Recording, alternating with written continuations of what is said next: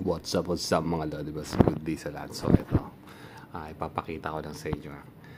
Nagkaroon tayo ng 4,000 watch hour sa isang video lang. Di ba? So itong video na to, si Jollibee Fried Chicken natin.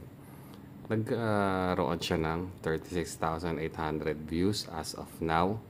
And then nakuha natin yung 4,000 watch hours.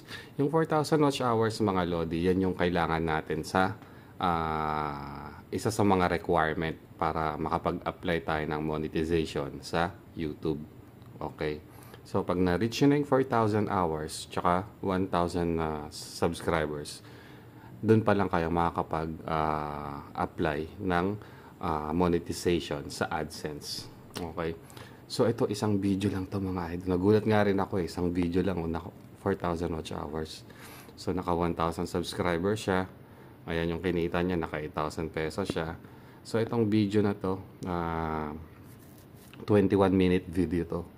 So, ito yung mga top traffic sources. Ibig sabihin, dito siya nanggaling. So, 48 hours lang naman tong analytics niya, no?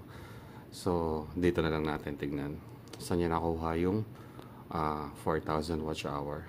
Ayan, click natin. So, kalikutin nyo lang yung analytics nyo. Ayan, so 2,100 watch hour nakuha sa suggested. So, ibig sabihin, sinasuggest ni YouTube yung video natin.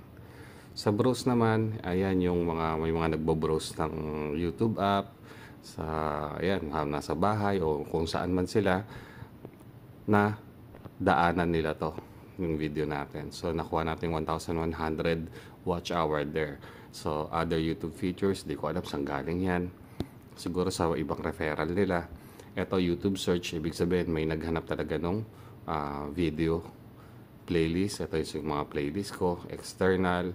Di ko rin alam to, saan tong galing tong external na to. Klikan natin, wala.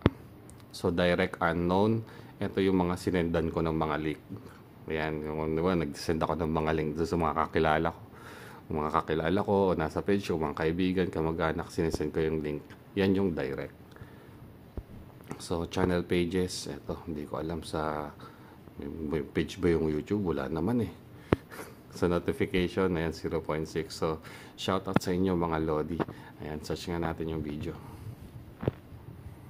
Jollibee. Ayan. So, ito yun. 21 minutes. So, yan. Kaya-kaya nyo rin yan mga lodi. So, wag susuko. Bira lang ng bira. G.